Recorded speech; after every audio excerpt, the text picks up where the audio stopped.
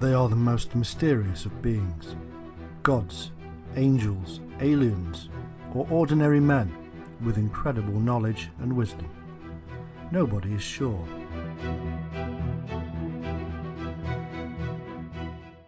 The culture of Mesopotamia is rich and complex. Historians have been slowly unravelling their secrets.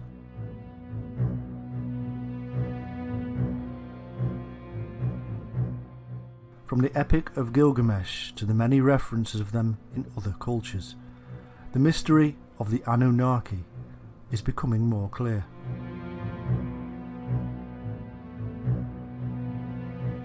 To Western eyes, their ways are strange.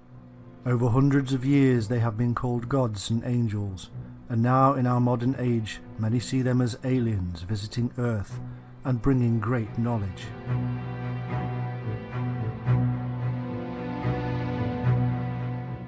The truth of their real origin and purpose is much more bizarre and amazing than anything previously believed.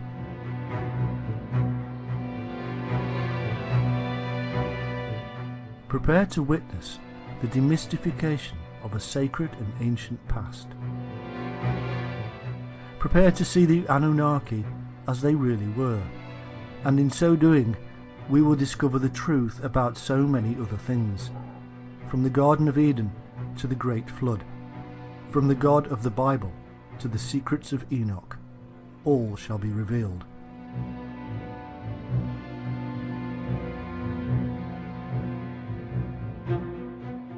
In truth, the Anunnaki are a group of ancient Mesopotamian deities.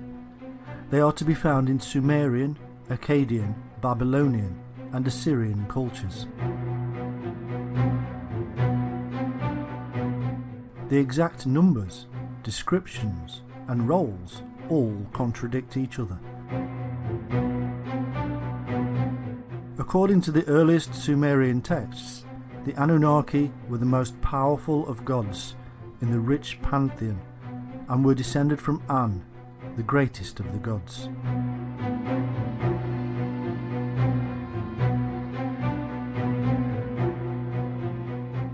Later, they became the 7 judges who sit upon the throne in the underworld.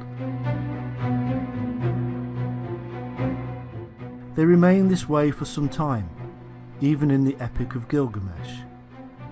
According to old Babylonian texts, they were gods of the underworld, not of heaven. The name simply means offspring of Anu or An, the sky god, and Ki. The most prominent and probably well known of the Anunnaki was Enlil, who cleaved heaven and earth in two.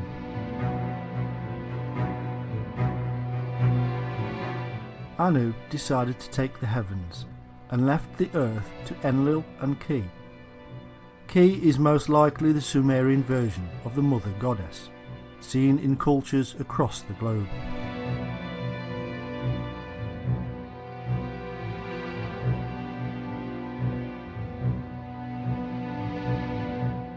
The physical evidence of worship of the Anunnaki is scarce. Most of what we know comes to us from texts. It appears that each of the Anunnaki were worshipped separately in individual cults, and because of this, no evidence of them as a group has been found. No image of them all together. As such, the practices of worship of the Anunnaki is thin on the ground.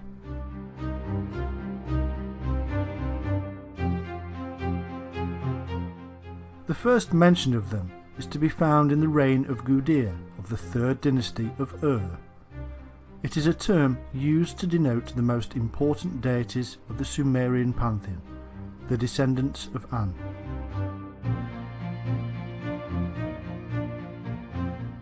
Exactly which deities were members of the group referred to as the Anunnaki is difficult to know. There is no complete list of them that survives. One of the texts mentions 50 or so members of them associated with the ancient city of Eridu. And yet, when we read of the descent of Inanna into the underworld, there are only 7. They are judges who condemn her to death.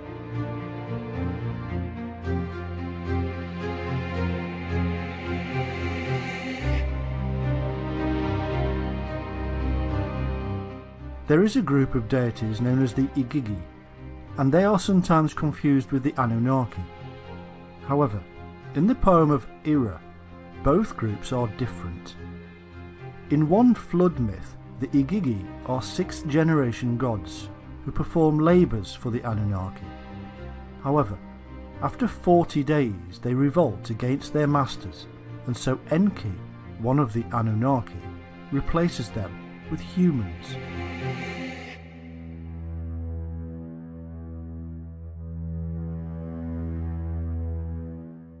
The similarities with the biblical flood and numbers are quite remarkable.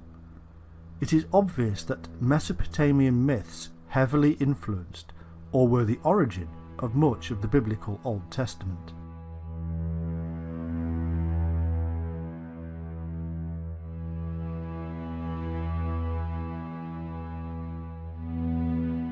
In the Babylonian creation text known as the Enuma Elish, the god Marduk divides the Anunnaki and gives them roles.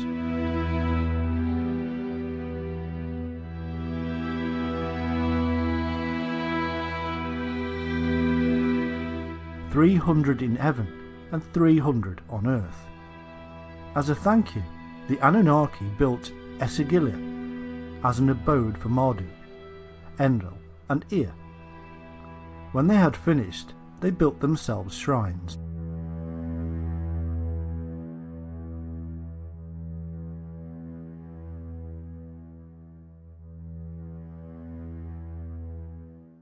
In later Assyrian texts, they were offspring of Anu and Ki, who were brother and sister, and themselves children of the gods of the celestial poles, and whose heritage stretched back to the original gods Tiamat and Abzu.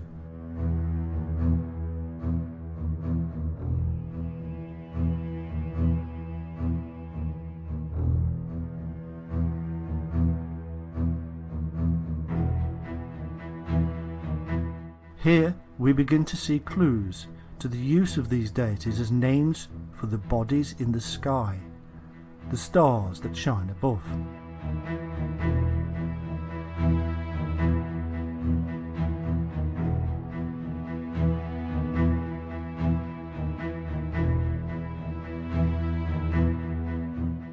This, then, is the brief knowledge we have of the Anunnaki. Now we must delve deeper, and to do so we must enter their world.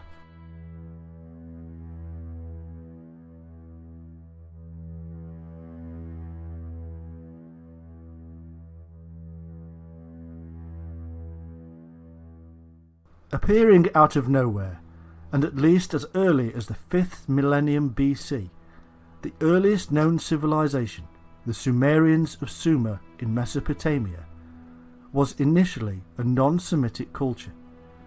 By 3000 BC, and as a result of its sophisticated irrigated agriculture, Sumer flourished as a nation and developed a considerable power base through the development of its numerous city-states like Ur, Erech, Eridu, Lagash and Kish.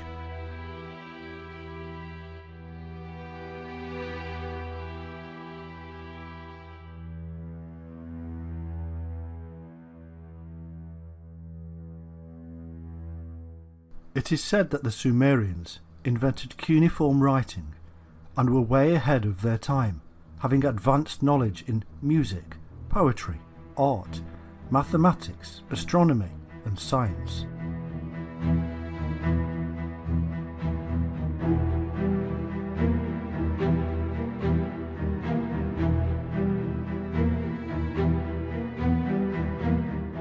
For the ancient Sumerians, music was a tool that helped them describe the cosmos.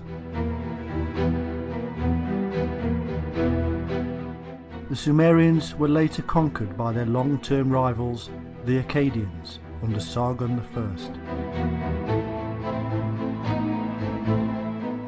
The Akkadians were a Semitic people, whose city Akkad was their capital.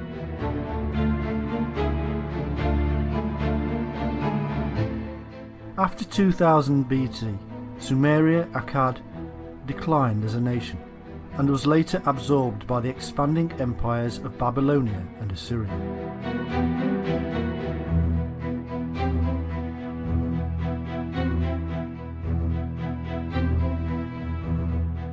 In Sumerian creation myth, the angels, known as the Anunnaki, or great sons of Anu, were the founders of their culture.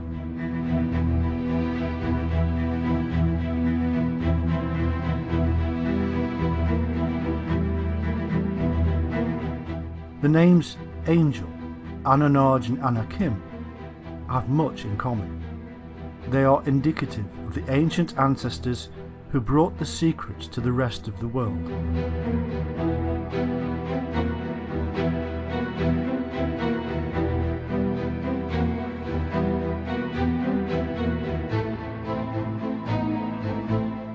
Interestingly, Anunnaki is phonetically similar to the Hebrew Anakim, the giant race who appear in the story later, and also Angakok, the shaman from Greenland to Alaska. They were known as the Shining Ones.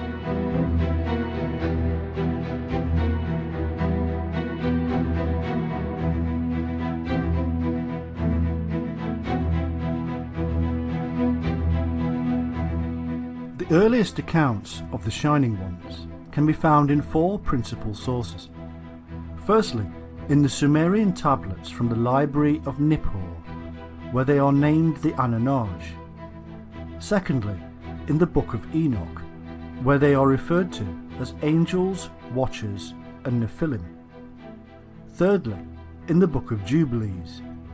And fourthly, in the biblical book of Genesis, where they are given the name Elohim.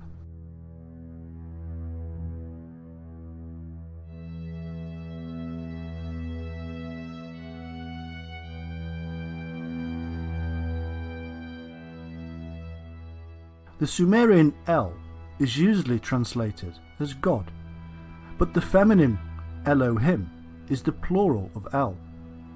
In Genesis, the phrase Elohim is also used, meaning the Elohim.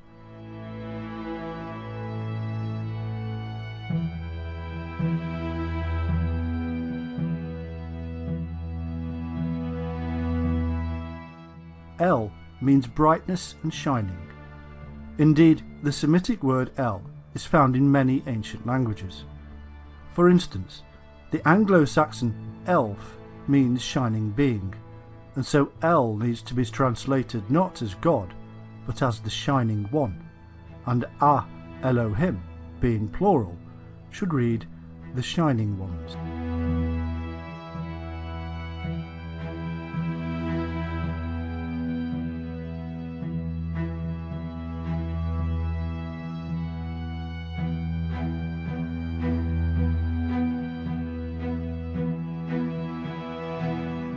We find that this is the most commonly used term in the Old Testament for God, and indeed all other gods, as the scribes even recognised other gods at that time.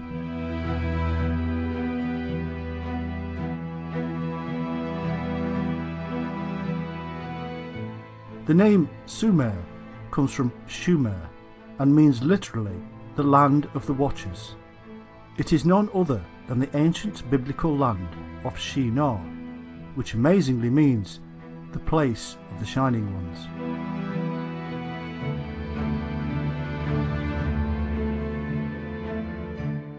The Shining Ones are in the Bible and have been there ever since they wrote themselves in.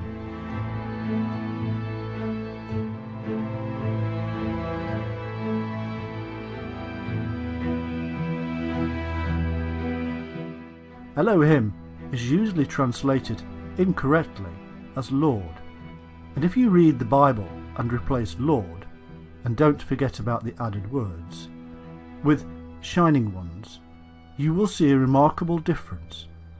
A reading now of how it was meant to be.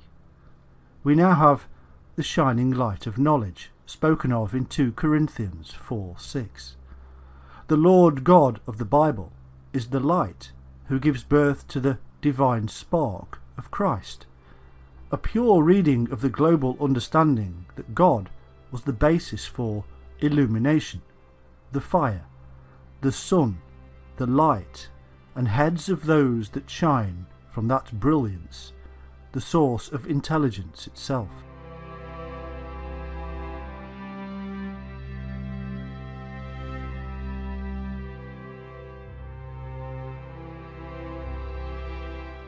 Anu, or An, was the chief sky sun god, and means shining. The Anunnaki therefore means sons of the Shining One, or sons of light.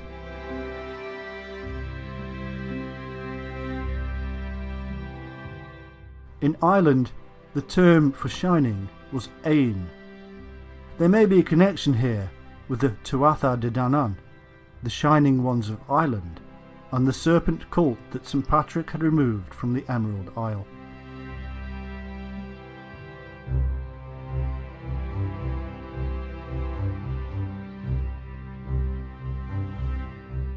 Also, there is an unusual, semi-nomadic, bear-worshipping tribe in Japan, known as the Ainu.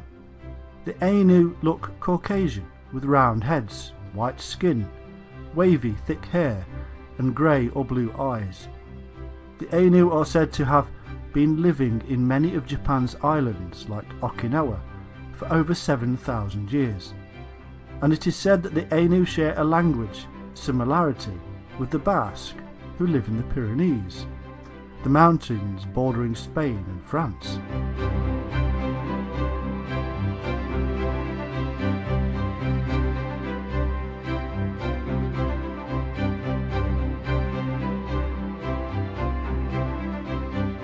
Also interesting is the fact that in these Ainu regions a number of stone circles have been found with a slender, upright stone in the centre, similar to those found in the British Isles and elsewhere.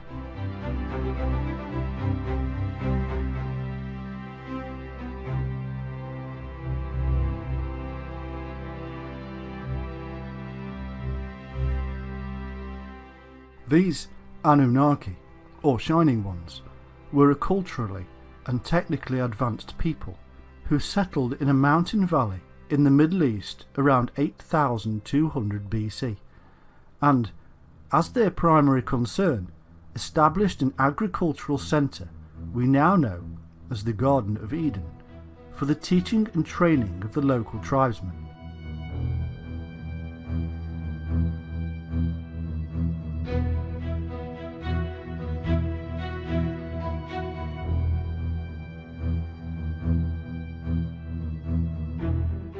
They were described as the shining-countenanced lords of cultivation, elevated to gods.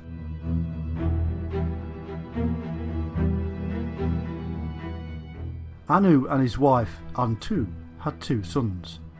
Enlil, the storm god, ruled the air and atmosphere, and Enki, the water.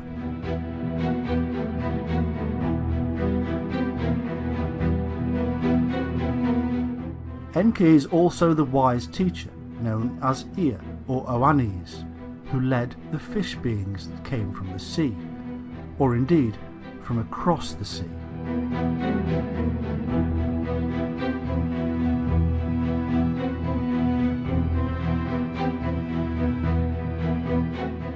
Enki was depicted as a goat with a fish's tail, which became the sign of Capricorn.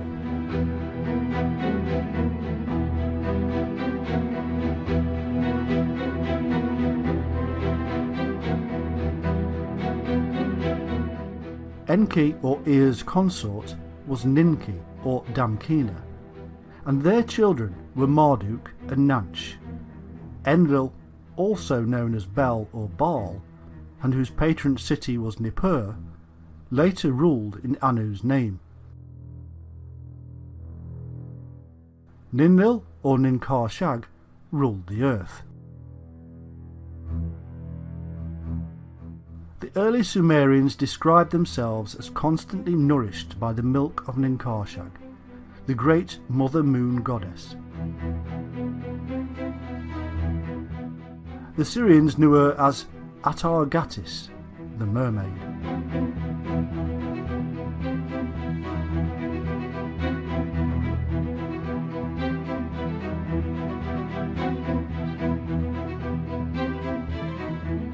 The son of Enlil and Ninlil was the war god Ninurtu, also known as Nimrod, and like Horus and as Osiris, he became associated with the star constellation of Orion.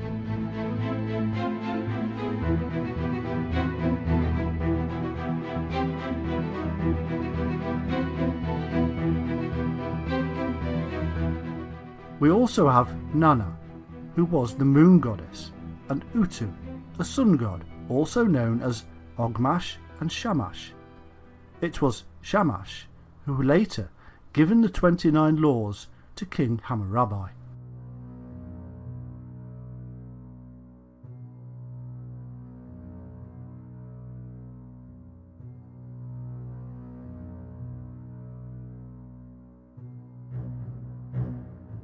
There is also Inanna, or Ishtar, who was associated with Venus, as symbolised by the pentacle.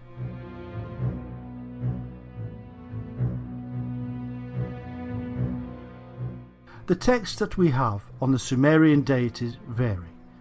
In fact, they evolve over time, losing some of their historicity as the story develops, making it more and more difficult to see the origins.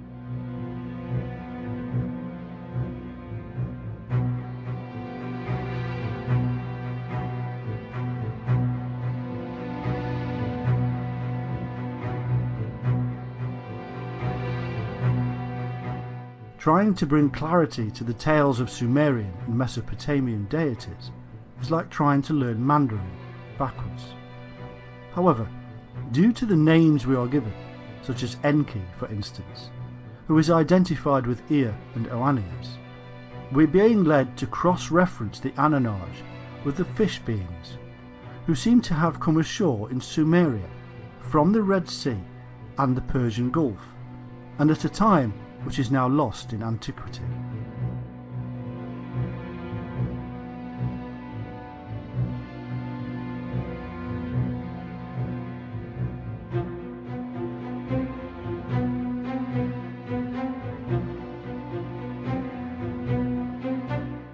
Indeed, we find that both are the same people, and that the fish beings are also the Anunnaki shining ones, the gods of Sumeria, and the Elohim of the Bible.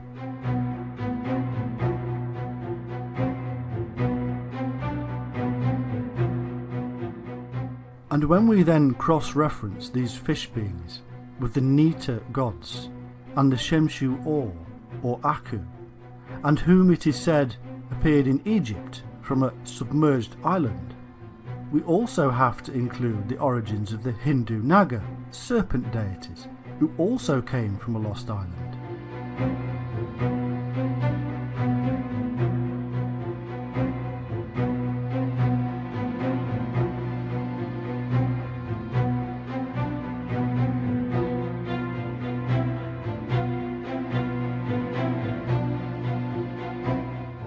It can easily be concluded that the shining ones of Sumeria, Egypt and India were really incoming people from a lost or destroyed land.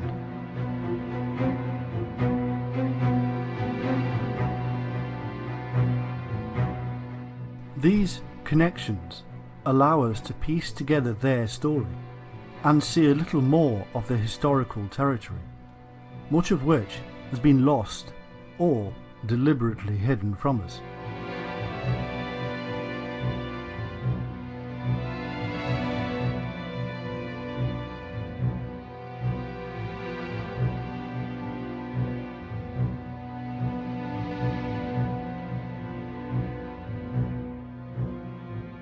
We can see then that these shining ones, who later became worshipped as the Sumerian pantheon of gods and goddesses, seem to have been a dynastic ruling family or clan, Anu, the chief authority, became the universal Father God, as a pictograph from his founded city of Uruk, dated to 3000 BC, depicts.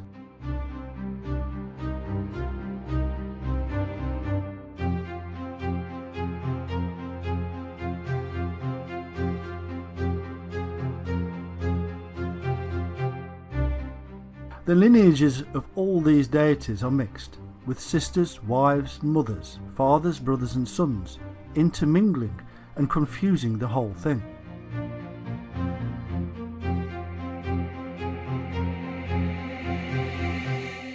Considering the many thousands of years between the composition of these texts and the actual existence of these peculiar peoples or beliefs, this is no surprise.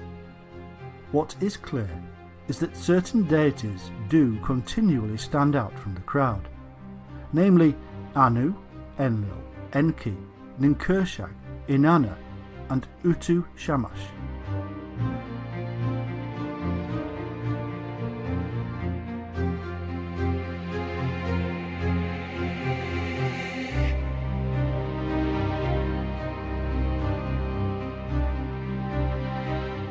And that the form and structure of these deities would go on to spawn Egyptian, Greek and Roman pantheons for centuries, if not thousands of years.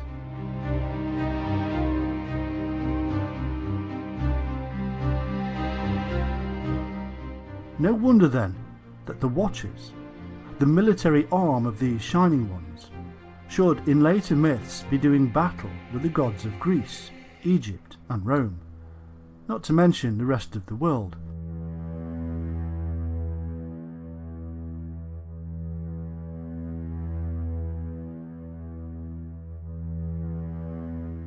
Just as the fallen insurgent Nephilim or Watchers do battle with their own ruling family of Shining Ones in the Bible.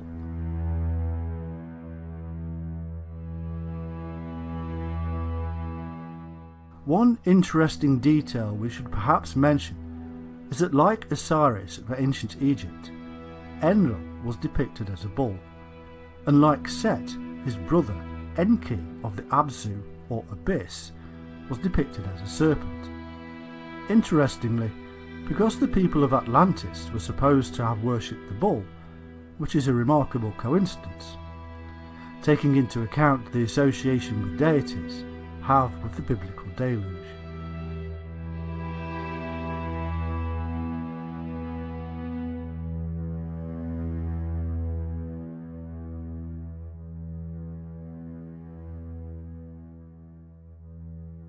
It is said that Enlil, who took over as the leader of the Shining Ones, lived for thousands of years. But those who use this to show that these Shining Ones were special beings that originally came from another world, or even another dimension, forget one thing, that Enlil was a term used for the leader, and was thus passed on, like the term king or pharaoh is passed on.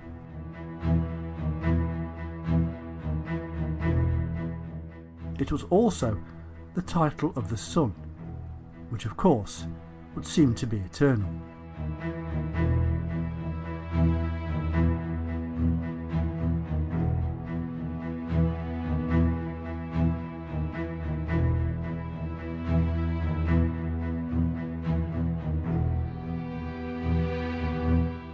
Part of the Sumerian creation myth states, at Karsag, where heaven and earth met, the heavenly assembly, the great sons of Anu, arrived, the many wise ones. The Anunnaki seem to have arrived from another land across the sea. They brought with them special knowledge, unknown to the previous inhabitants.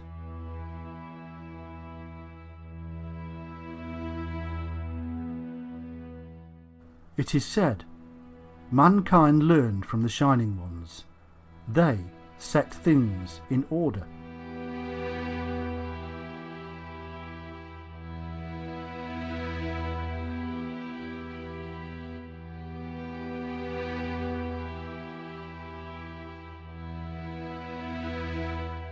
we could ask why they felt they had to set things in order.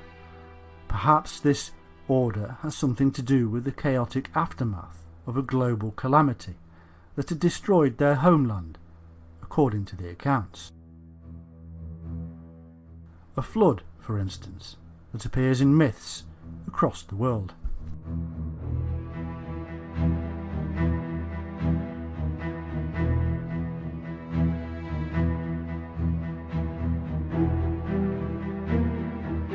In the famous Sumerian kings list, we are told that the Anunnaki ruled in Sumeria, both before and after the deluge, and that it was after the deluge that they then set kings on the throne to govern the land and rule in their stead. However, if we are to believe the accounts given of the fish beings, we are also told that these shining ones had first come ashore from their submerged land after a similar catastrophe, an earlier one than the deluge related in the Bible and other sources.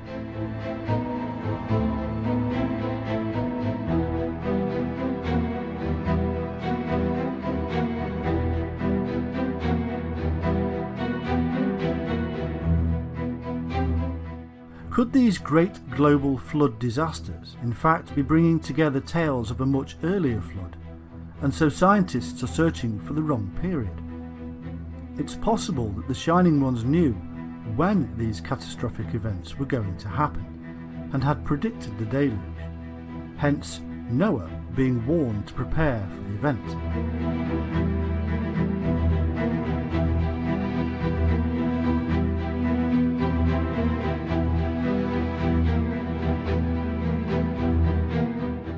This theory is supported by the information encoded in various sources, which lead us to the symbol of the Ouroboros snake and its deeper meaning.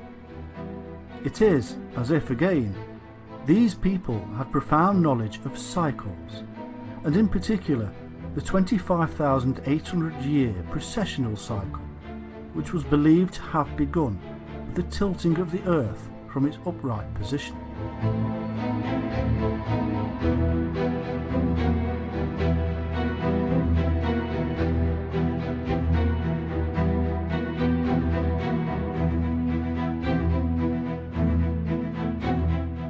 It would appear that it was believed that these recurring catastrophes were linked to the beginning and end point of the precessional cycle, linked to the very event that caused the Earth to incline in the first place.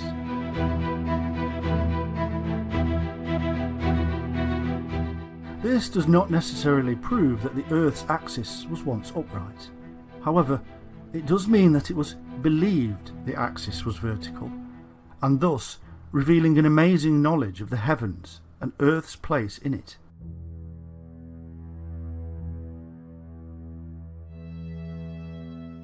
There is evidence that the ecliptic centre was the abode of the Father God, as this was actually named Anu, as well as the Eye of Ra by the ancient Egyptians.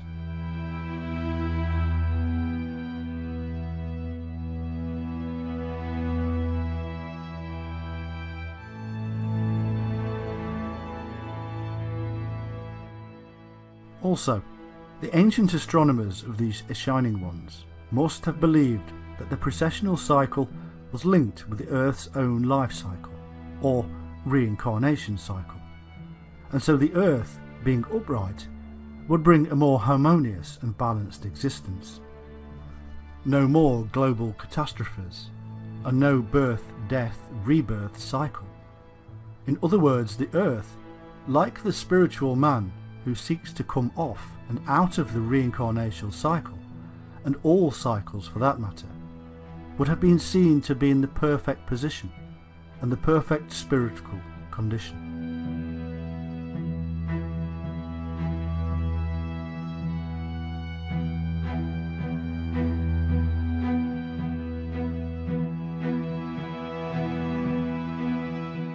We also find that these people are also termed Igigi, which was also the name of the king after the flood.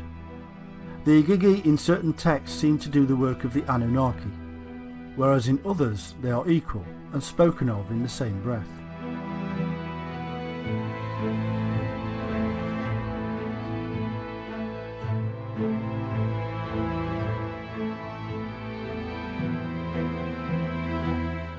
In the Epic of Anzu, the Igigi are superior in the sense that the Anunnaki are of the Abzu, or the deep.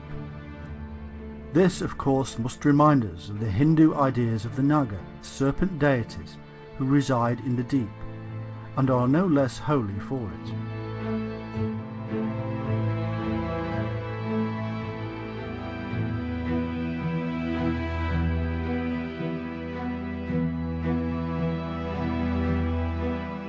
In the Sumerian account, Ninlil, or Ninkarsag, Lady of Karsag, the wife of the leader Enlil, asked the Council of Seven to create her an Eden.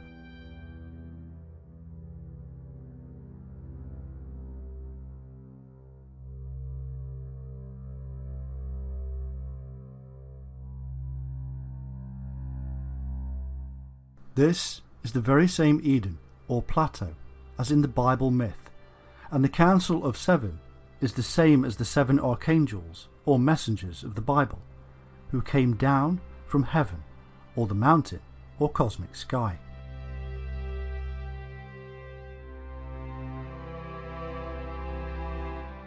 Sumerians referred to Eden as the abode of the righteous ones.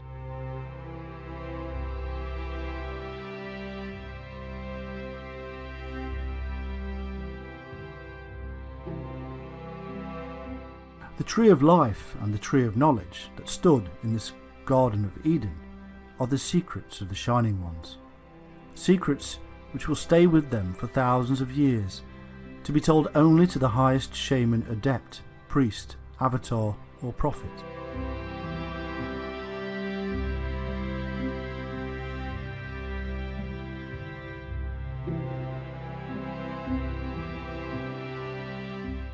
In their dreamlike trances, the shamans saw and experienced the tree which took them to heaven, and which later became the tree of life in the Hebrew Kabbalah system.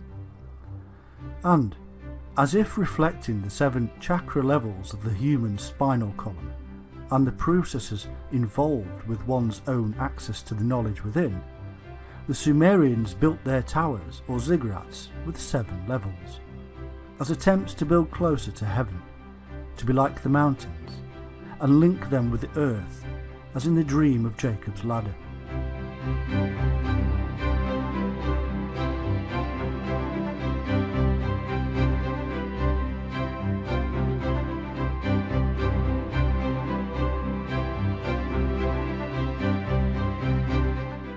It is said that these shining deities also lived at the top of the ziggurat or pyramid, the great house. We now know what the ladder and these temples really stand for symbolically, but was Jacob's ladder a similar construction somewhere in the Near East?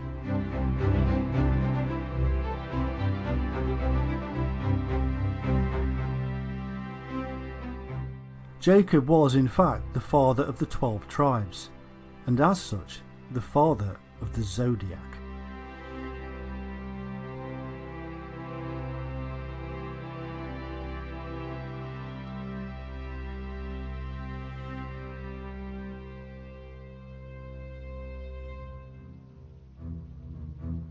Reuben, Jacob's first son, was Aquarius, hence the reason he was unstable as water.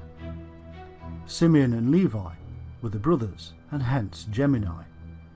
Judah is the lion, and Zebulun is Libra, the ship.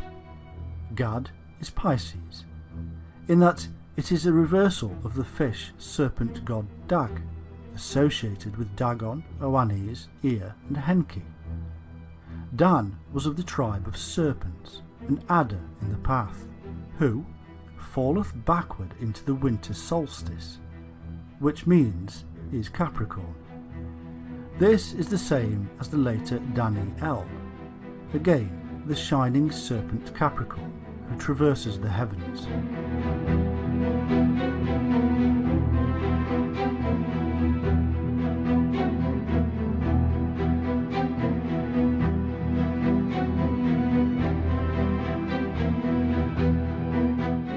We can now see that most of these myths and stories are mere transliterations of astro-theological ideologies associated with the zodiac, and also the precessional cycle, which can be used as means to find relevant periods in history.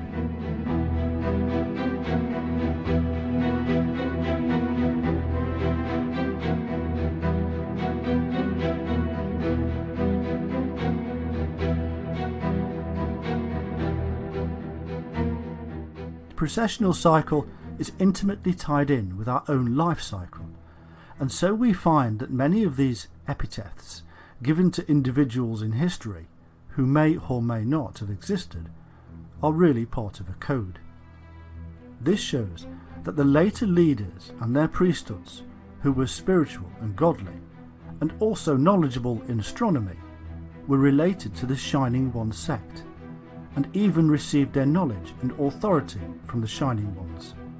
They associated the Shining Ones with the solar and celestial bodies, which they studied.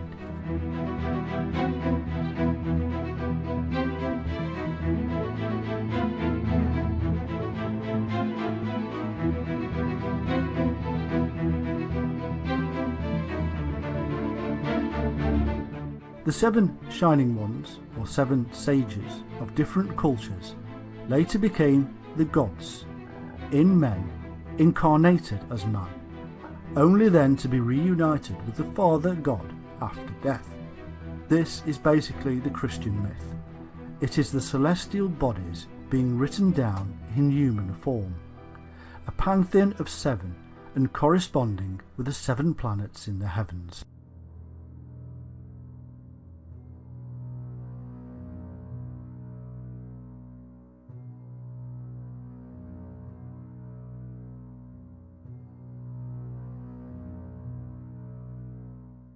The phrase, "where heaven and earth met," is symbolic of the sacred mountains, and this gives us the clue that this could be somewhere with impressive heaven-like mountains, such as Tibet, perhaps even the ziggurats of Mesopotamia, or even the pyramids of Giza.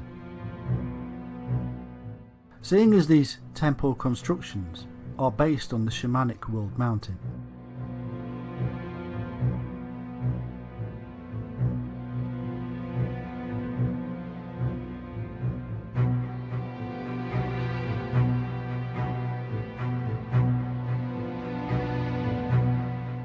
we can see then that many of the details included in the stories related to the activities of these Shining Ones are really based on these astro-theological movements, which they understood to a great degree, and have been encoded in these myths and stories as a means to preserve this knowledge and also convey this process to those who could understand it.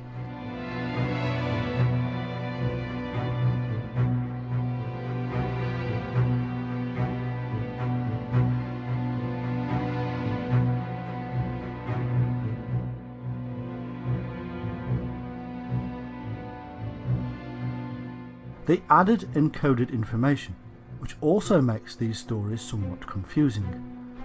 The story of the Anunnaki is therefore not one just in the remit of Mesopotamia. It is in fact a universal system, observed in the sky, and this is why similarities can be found across the world in ancient cultures.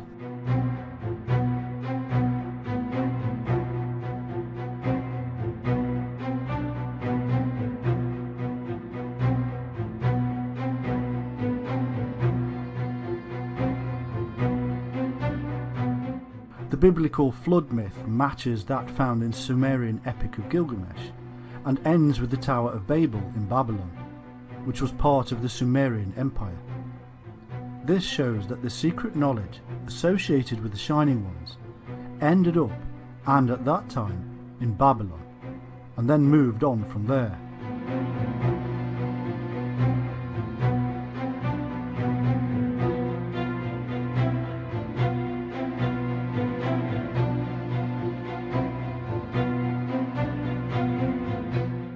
In the search for the Shining Ones, we have come across numerous groups, cults and religions. In ancient Sumeria, we find the Egregor, or Watchers, who are thought to be the angels of the Lord from the Bible, and again the numerous epitaphs given to them tells us they too were the shining ones. Enoch wrote about them, in fact for them, in the book of Enoch, which was later suppressed.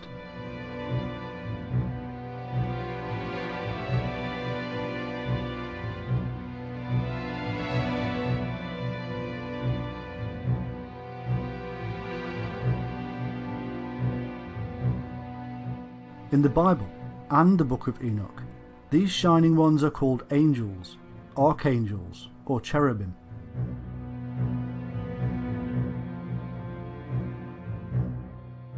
Unless the literature is purely apocryphal, we find that in the Bible, the angel figures are simply earthly men. In the Bible, we do not find angels with wings. There are no original stories of them being supernatural. They are, in fact, quite ordinary.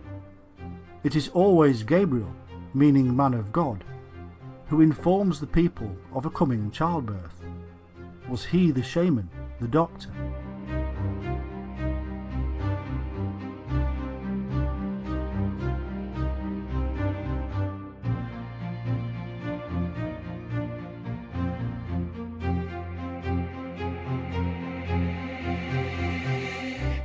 Michael is the warrior and protector, accompanied by angels wielding swords. Each and every one of them has their own specific duty, an earthly duty. People with titles, angelic titles, as messengers and ambassadors of God, just like the early shaman.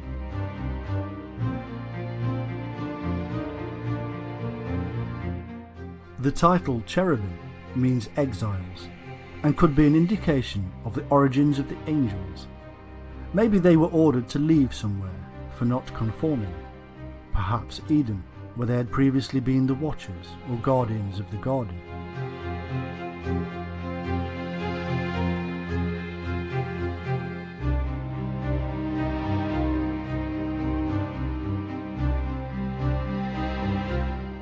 In Genesis 4:16, the land of Nod is symbolic also of the people of Israel, as Nod means wandering.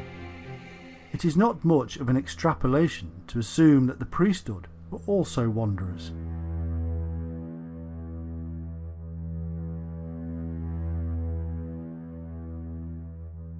Another example of symbolic titles is that of Enoch, which means consecrated.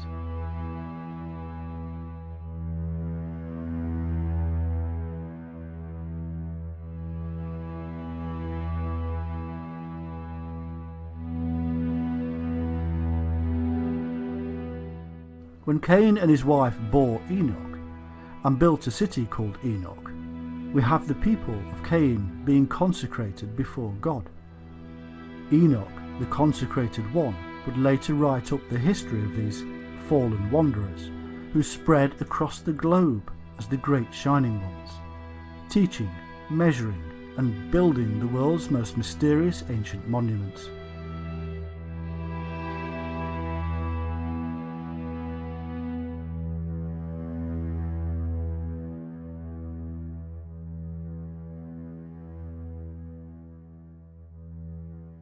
Of course, we must not forget the seraphim of Numbers 21:6 and elsewhere. These are not mystical beings. They have hands, a face, legs, but they do have powers from God, because they are in the light, and they have the symbolic wings of the early shaman, the bird of flight, the dreamtime trance ability to fly.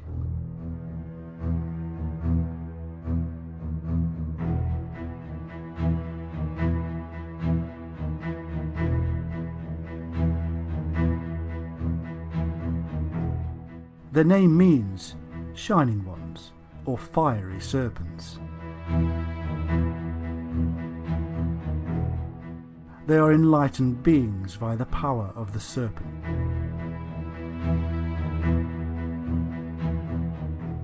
Mystical Jewish literature tells us that the angels can fly, tell the future, shapeshift, speak Hebrew, and are emanations of the divine shining light.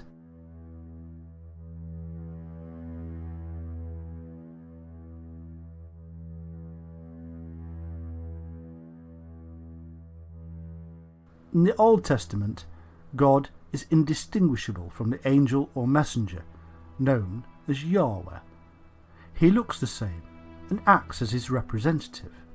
There is no difference here from the Babylonian, Egyptian and shamanic practice.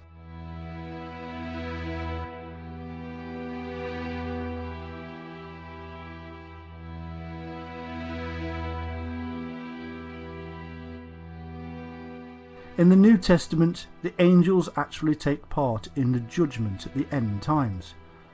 Alternatively, they may be those who had experienced enlightenment and then fell from grace.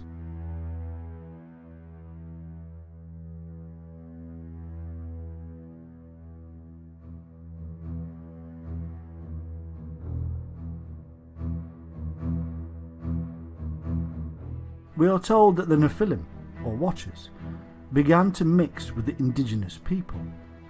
These were the angels who seem to have been the military arm of these Shining Ones, and who were initially employed to guard the Garden of Eden.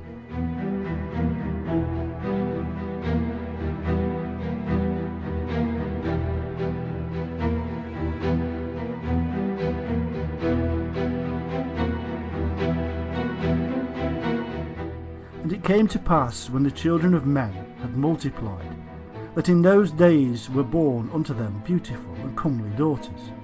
And the angels, the children of heaven, saw and lusted after them, and said to one another, Come, let us choose us wives from among the children of men, and beget us children.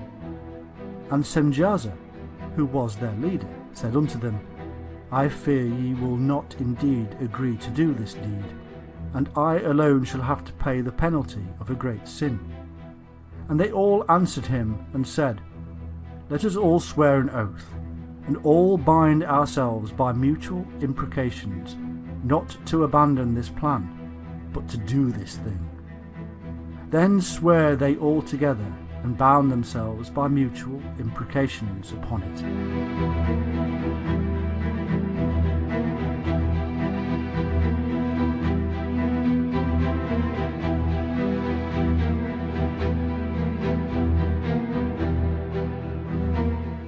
From this union, a hybrid race was produced, a race of giants, so we are told.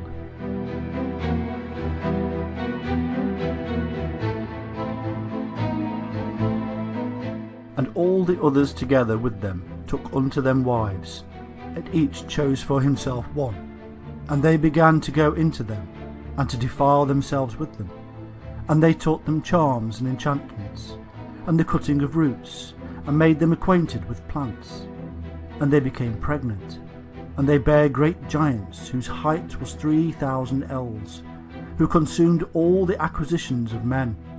And when men could no longer sustain them, the giants turned against them, and devoured mankind. And they began to sin against birds and beasts and reptiles and fish, and to devour one another's flesh, and drink the blood. And then the earth laid accusations against the lawless ones.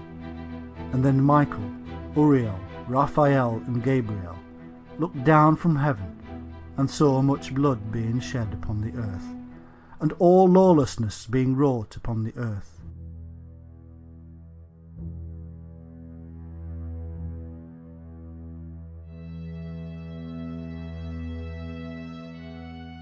These insurgents also passed on knowledge, and taught them combat and how to make weapons.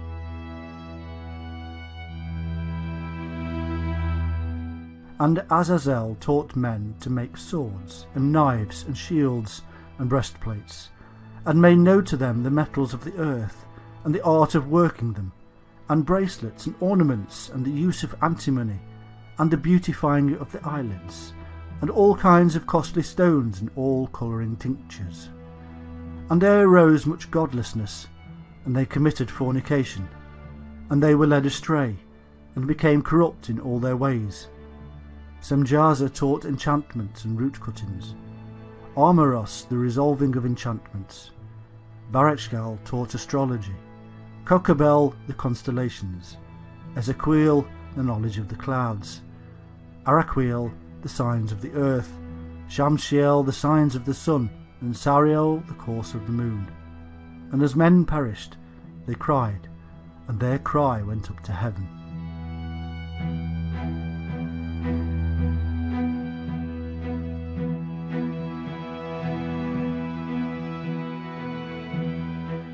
And all this was seen as a violation against a set of laws laid down by the Shining Ones, who were possessive of their knowledge.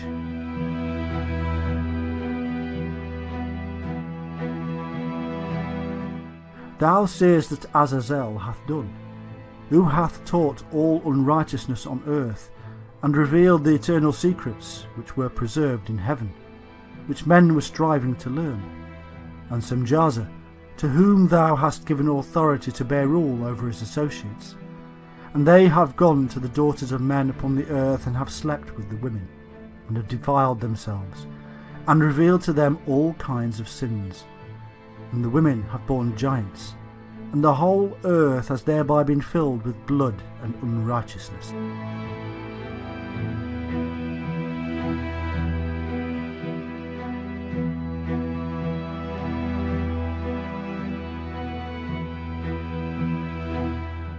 Enoch, a scribe, who was taught by the Shining Ones, was then employed as a messenger or intermediary between the Shining Ones and these fallen ones, who had decided to abandon their divinity to live amongst the tribes of man.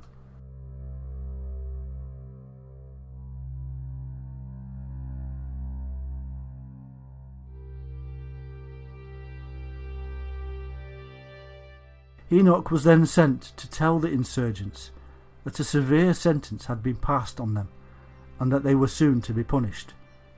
In brief, the punishment sent is the flood.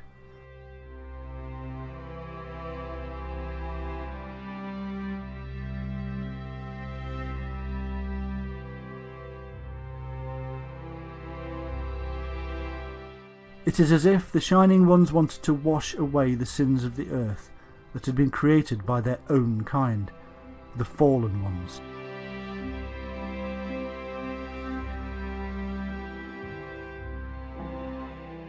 In the Bible, we are told that God, or rather the gods known as Elohim, spoke to Noah, telling him that the seasons of summer and winter would be more extreme from the time of the flood onward.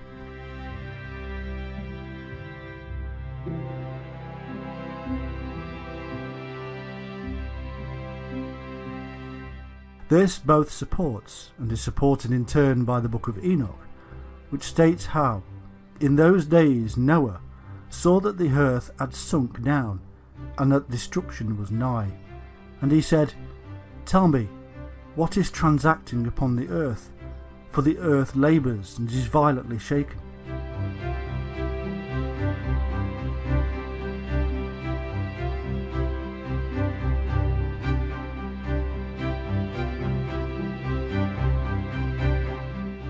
In the King James Version of the Bible we find this: Behold, the Lord maketh the earth empty, and maketh it waste, and turneth it upside down, and scattereth abroad the inhabitants thereof. The earth shall reel to and fro like a drunkard.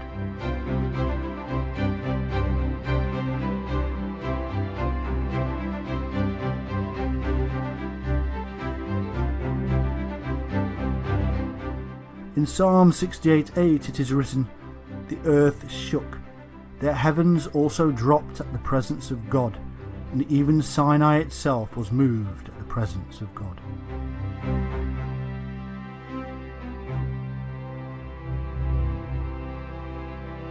The heavens dropping would mean that to the observers in the Sinai region, the earth beneath their feet was tipping relatively upward and northward.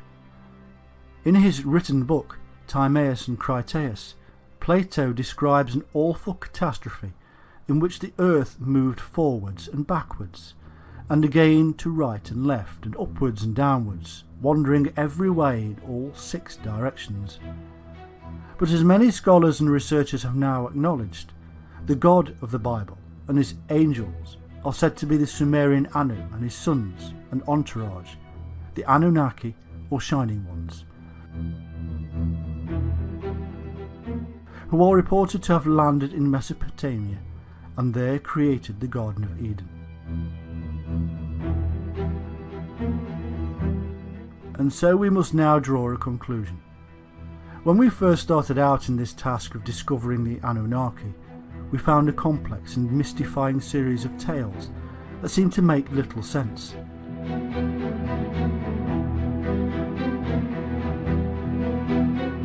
Slowly, we have pulled apart the names, places and myths to reveal something very simple.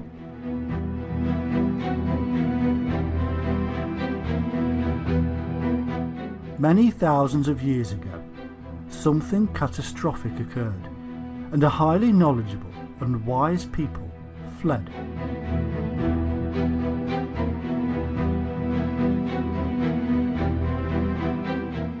They eventually landed somewhere in Mesopotamia, where they came across a less developed people. Civilization emerged as the new people taught their new people how to build, mathematics, astronomy, agriculture, and much more.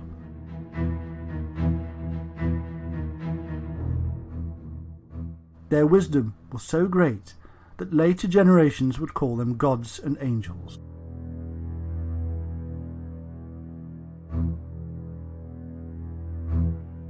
They had descended from the shining heavenly host, but divisions set in as the two cultures bred and made the bloodline less pure.